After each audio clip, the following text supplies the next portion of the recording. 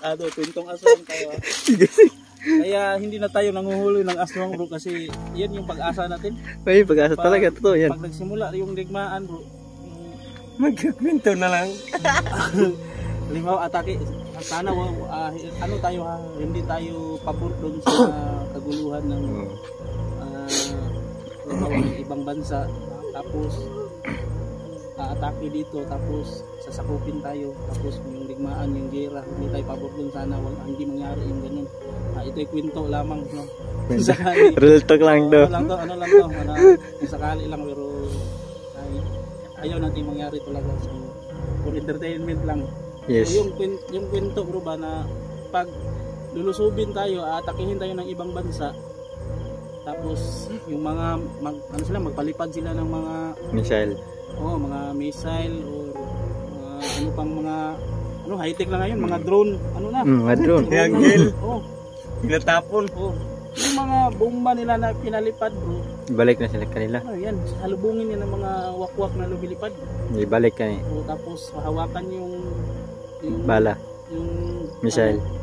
yung bomba, tapos gano'n nila, pabalikin nila doon sa kanilang bansa para doon na sasabog, hindi doon sa atin. Kaya yung mga kapwa, kaya napaka Matulungin. Malaking tulong talaga. Natin, Yan mga kadol, magandang gabi po sa inyong lahat. So, nandito po kami la Pilimon, no? Kasama ko si Bro Dokyo. So, mga kadol, mga pita, ha? Maghaling ta mga kadol dahil ano yun? Gusto kaming magkape. May magkapapa yung mga manok ni Pilimon. Yan mga kadol.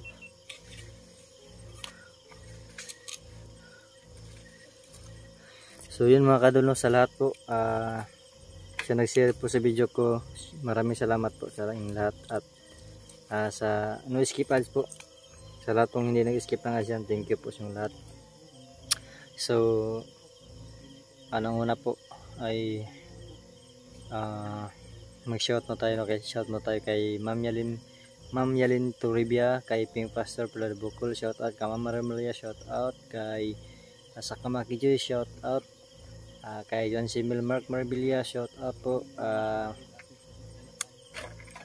ano yan, ano pa, magsasaing kami, magpapainit kami, magpapakulo. So sa lahat po, sa lahat ng hindi ko nabanggit, shout po sa lahat. So sobrang mausok na, may tubig na. Ito naman, nagsamok-samok namin kami ni Bro Dokyo dito kay Pimon. Pilimon, nasaan ka Pimon? Nandito si Pilimon, 16 si Pilimon mga ka-idol. May dalang paghatog si Pilimon kasi hindi surprise siya na bigla kaming dumating. Inusig kami sa iro, hinabol kami sa iro ba? Kumusta ang trabaho? Kapagod. Ayos ka lang Pimon? Pagod. Kauban sa Saan kapoy. ka ba galing yan kanina? Nakapagod yung init. Init ng araw. So, anong ginagawa niyo kanina? Ha? Ano mo, nangayam mo? Hati na po. Nang Hati. kasi hati. Hunting. Nangayam lagi. So, nag-hunting sila ng yung mga baboy halas. Kauban sa baboy ramo. Baboy kami. So, mabuti na lang, wala silang nahuli. Kapag mayroong nahuli, impas. Kakain talaga namin ni Bro Dokyo. Hindi namin pasailuon. So, magantay kami dito dahil magkakapit bago kami mag-explore para pag sumabak na kami sa Busog ba? Busog. Eksplorasyon, mayroon tayong lakas dahil nakapagpainit tayo, nakapag-snack. Mga ka-idol, i-post ko muna, no? Ito yung tatlong mahiwagang Kasi bago ni Pilimon mga kaistor na yun, nagagalit si Pilimon kasi biniyak mo. plano sana naming dalhin, baka may tamang ginto. So nakiusap si Pilimon na huwag muna, gagawa muna siya ng saingan daw bago ibigay. Pag meron na, ibigay daw niya yung bato. Pag meron ng saingan si Pilimon. Aray, Ito yung mga panggatong dito. maak ko. May nangagat mga ka-idol. Nagat mo. Maak deh, nangagat namin noon. nag-explore kami nung nakaraang gabi, Pilimon. May nakita kami mga tulay na ginagawa dun sa kuan ba, sa gubatan. Mga tulay. Parang may gumagawa doon ng daan. Di namin alam kung saan papunta yun. Pininda namin. So parang dead end na. Wala namin makita rin sa dulo. Naguguluhan kami ba para saan yung tulay na yun? Papunta ang bundok. Oo, papunta ang bundok. Mga tulay ginagawa. Yung halimbawa yung sapa. Kasi ano na malalim. Malalim, nilagyan ng tulay. Tapos pag sa dulo ng tulay, doon naman sa lupa na naman, matatag na naman. Pagdating dun sa unahan, para tatawid na naman sa ilog, mababa na naman, nilagyan na naman ng tulay. Parang pwede siyang daanan ng motor, parang ganun ba? Ano kami, iwagaan kami doon saan kaya papunta yung sabi ni Mang Kiting, baka papunta na sa barangay ng mga aswang. Kasi may tulay eh. May tulay, Pilimon. Oo, yung mga pinto-pinto. May tulay. Totoo kaya. Bakit punta doon sa ano, punta ng bahay ng aswang? Ano yung parang may Makapa. ano sa likuran? Pilimon. Saan ba nakuha mo yung pagong? Anong pagong? Yung bao ba? Sapa. Wala naman da. Asan na yung pagong mo? Patakas na ko. Kaya ano mo? Pinakawalan mo? Sa ilog? So, pinakawalan ni Pilimon yung pagong. Takas ako kay. Para ano siya no? Para malaya siya. Yung kukubalog unsay kauno niya. Di ba ano? Di ba saging? Hindi kauno na. Dili. Pasaw? Pasaw eh. Ako nakita na nasa una. Pasaw. Pasaw, gani. Pids. Yate ang pids. Kasi yan, buhian na lang. Manok na lang ang pagkaon ako. Gagastos ka para bibili ka ng feeds.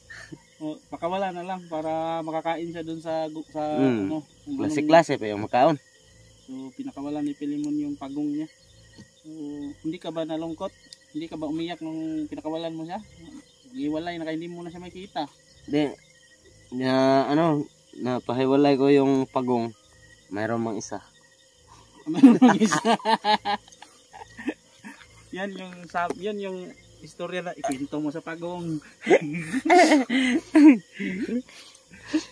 Wala na Pilimon yung pagong dahil hindi niya alam kung ano ipapakain niya sa pagong kasi kung bibili pa siya ng feeds, nako, pakawala na lang, gagastos pa. Pakain ko lang sa manok. May God si Pilimon talaga. Ba yung mga kwento-kwento ang mga sabi kasi ni Makiting Pilimon yung daan daw doon na ginagawa yung mga tulay napunta daw sa barangay ng mga aswang. Saan mo nakuha yung idea na yun, Mang Kiting? Saan mo nakuha yung idea na yun? Yung mga tulay daw ano lang bro, ay story ba? Story ng unang mga katigulangan. Oo, unang panahon Kaya mga lulo, kwento ng mga lulo. Kwento ng mga lulo, yun ang idea ko. Kanila ko nakukuha. Yun yung patungo sa barangay ng mga aswang. Lulo ng papa sa iyang lulo. Bro, yun. Hindi natin alam ba sa bundok marami palang mga kubo, bahay. Baka may mga lugar pa na bundok na hindi pa nadidiscover, no? Ano ba? Hindi natin alam ba? Hindi pa napapasok ba? Hindi napapasok. Meron ba Pilimon mga lugar dito sa bundok na hindi pa napapasok ng mga tao? Na pa? Yung mga secret talaga ba? Sekreto nga. Kasi sinunda namin yung tulay pagkarating naman sa dulo wala nang mga daan doon, parang iwan ko kung may mga daan talaga ginagawang daan pero daghang kayong wala masud. Marami pa. Pagkalipat to na siguro ta bro no. Sa mga daan ba palihasta para hindi natin matuntun yung mga parang lamat lang, parang linlang tayo para hindi tayo makarating. Tingnan mo yung baboy ramo. Oo. Makita mo ulang lapak ng paa. Oo. Tapos doon sa may sagot na daan. Nakaapak sa damo. Oh. Hindi sumasayad yung paa sa lupa. Hindi Hindi. Kay lumilipad. Saan? Lumilipad ang baboy ramo? Lumilipad. Naku. Delikado yan. Baboy Ramo lumilipad daw. Totoo kaya yun? Lumilipad kasi may pangpang. Tumalon. May bangin pala kaya Kaya pala hindi nakaapak ng paa ng Baboy Ramo. Natatawa sila. Hindi sila alam kung mayroong pangpang. Tumatalon sila. Tumatalon pala. Hindi ba na aksidente o na babali yung mga paa nila, mga buto nila? Pag tumatalon? Matibay talaga yung mga binti, mga paa ng mga Baboy Ramo. Siyempre. Matigas. Matigas. Matigas. Matigas. Tumatalon pala yung mga Baboy Ramo. Maganda sana na natin mapasok natin yung saan ba talaga papunta yung daan na yun. Pwede pasukin natin. Balikan natin yun. Balikan natin kasi siguro ba hindi natin alam baka nilang tayo, nilamat tayo.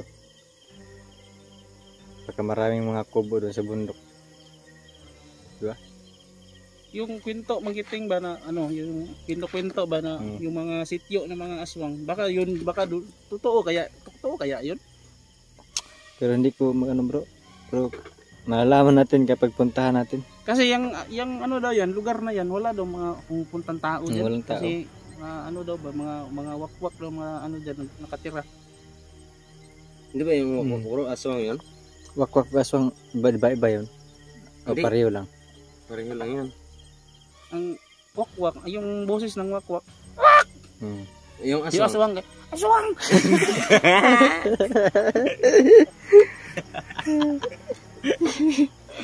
Walang bro. Tagalog mo ng aswang siguro. Walang tao po. Tagalog yung salitang aswang na. Hmm. Dito sa atin sa Bisaya, wakwak yung pangalan. Yung tawag. Ang wakwak English yan. Ha? English ang wakwak. Wakwak. Wakwak English yan. Tagalog? Wakwak. Ang tawag ng wakwak. Hindi na Bisaya, English yan. English yung wakwak. English ang wakwak. Bakit English? Tingnan mo wakwak. Kwak. Kwak. Hindi naman yun wakwak. Ano yun? Pato yun. Pato. Ikaw, mag-English ang wakwak ba? Ha? Mag-English. Wakwak. Bisaya ng wakwak. Bisaya yung wakwak na. Kwak. Hindi naman yan kwak. Parang English. Parang yung pato ba? Duck. Di ba yung pato? Duck. Yung pato ba? Di ba pag hapon yung pato, Oh. ano siya? Yung mga pato, pumupunta dun sa ilalim ng kukiling ng bahay. Sa ilalim, di ba? Pupunta yun doon sila parang paggabi na matutulog na. Yung mga nila, mga maliliit na pato ba? Pasok dito sa ng mama nila. Pero may yung mga boses nila. Ayun. Ano ba? Parang patapos mahina yung boses. Ganyan ang busis ng laki. Saan? Ano? Ganyan. Yung babae. Ambay. Yung babae, yung malandi yung boses ng babae. Yung tingog sa mga ng manok. Ha? Nang murag ng uwag ba?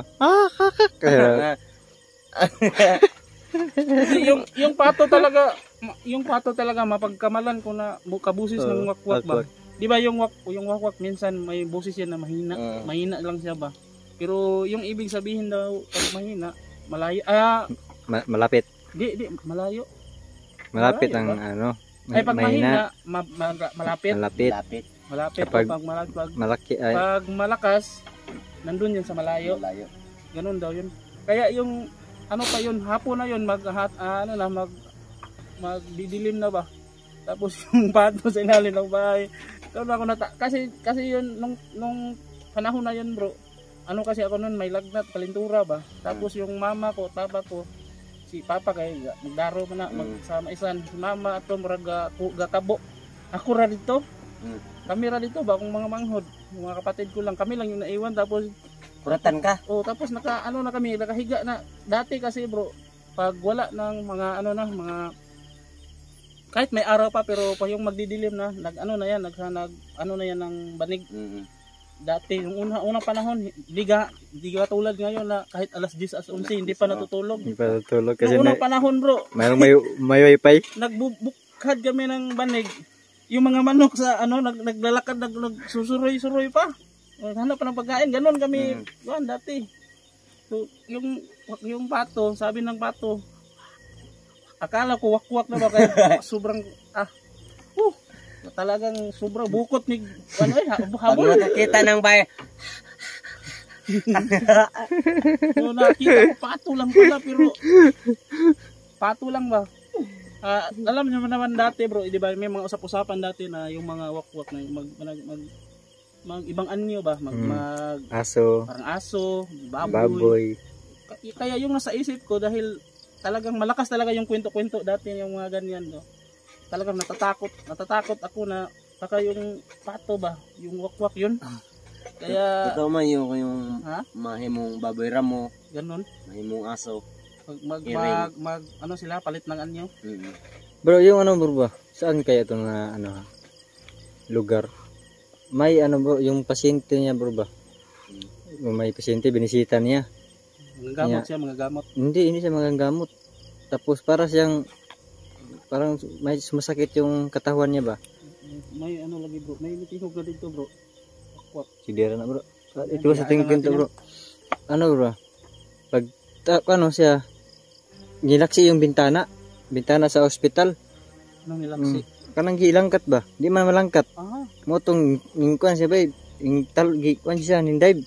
Pag abot sa ubos, pag dive niya, nayo masagiring. Iring? Mo tong aswang to siya. Yung transform. Palit ng anyo na Palit ng anyo. nagiging ang pusa na siya. Para Sa hospital yan nangyari. sa ospital iwan ko kung saan po, saan na lugar na yun. Maraming hagla ng dito sa bundok kasi yung tinatawag na aswang. Mahimong iring, mahimong baboy ramo. Parehara gapon una sa tao ba kanang murag ug sila na kriminal. Na sila na tapik na sila sa lain ba? Alam mo bro, mga hero talaga yan para sa akin. Ano naman? Kasi kapag may digmaan sila ang mangunguna. Para sa akin. Ikaw bro. Alam mo bro, kwentong aswang tayo. Kaya hindi na tayo nanguhuli ng aswang bro kasi yan yung pag-asa natin. May pag-asa talaga, totoo yan. Pag nagsimula yung digmaan bro, yung magkwento na lang. Halimbawa atake, sana ano tayo ha, hindi tayo pabor doon sa kaguluhan ng ibang bansa na tapos atake dito tapos sasakupin tayo tapos yung digmaan yung gera hindi tayo pabor doon sana hindi mangyari yung ganun. Ito ay kwento lamang no. Real talk lang do. Ano lang to kung sakali lang pero ayaw nating mangyari talaga so for entertainment lang. Yes. So yung kwento bro ba na pag lulusubin tayo, atakihin tayo ng ibang bansa. Tapos yung mga magpalipad sila ng mga missile. Mga missile or mga ano pang mga high-tech na ngayon, mga drone, mga drone. Tinatapon. Yung mga bomba nila na pinalipad bro. Balik na sila kanila. Yan, salubungin niya ng mga wakwak na lumilipad. Ibalik ka eh. Tapos hahawakan yung bala, yung missile, yung bomba, tapos igano nila, pabalikin nila doon sa kanilang bansa para doon na sasabog, hindi din sa atin. Kaya yung mga kapwa, kaya napaka matulungin, malaking tulong talaga sa atin. Kaya malaking tulong talaga. Wag natin huhulihin. Wag natin yun yung kapwa. Makakatulong yan sa atin sa pagtanggol yung natin bansa natin. Yan. Kasi yun lang po talaga no. Sa akin lang po ay hero. Pero for entertainment lang po talaga. Hinihintay namin na mainit. Nagkwento sila dito. Kasi yung aswang doon na sa mayroon ng tinig. May busis na po mga kadol. May wapak na po sa paligid. Kasi hindi basta-basta pong bundok na pinupuntahan po namin no. Yan bro, kumukulo na bro. Kape na tayo bro.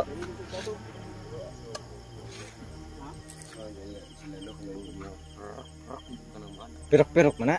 Dili. Anong gikan man dito mo tingog mo. Pilimon. Gaya ng sinabi mo kanina ba, yan na yung mga aswang o mga wakwak nagbababalat, nagpalit anyo. Kung may boses na hindi wakwak o ibang hayop yung boses, parang gano'n na rin. Kaya naman nila maging palit ng Anyo. anyo. Pwede nila baka sa susunod yung aswang, yung wakwak, ang boses niya kay aw, aw. Aw, aw. Ang delikado. Oh, di ba? Pwede siya maging aso, di ba? Ang delikado bro kung mapunta na siya sa yung baboy ramo, anong tinig niya? Hindi ko ano ba ang boses ng baboy ramo? Ha? Ayan, nakita, baka aswang na yan. Hindi kaya yung aswang yung tao yung boses ba? Tapos magkakanta. Kakanta siya yung kanta niya si Pilimon na masol sa karagatan. Bro, pagka nagpunta ka sa bundok, baka may makasalubong ka na may narinig ka kumakanta na si Pilimon, nako, tumakbo ka na. Bro. Hindi. Ha? Pag sabi nila paglaki, tumakbo ka, pero pagbayi, yung aswang, yan. Ato bang bro. Paglaki, pag may suga, lalaki yung aswang, tatakbo si Pilimon. May suga lagi hindi siya tatakbuhan yan. Ha?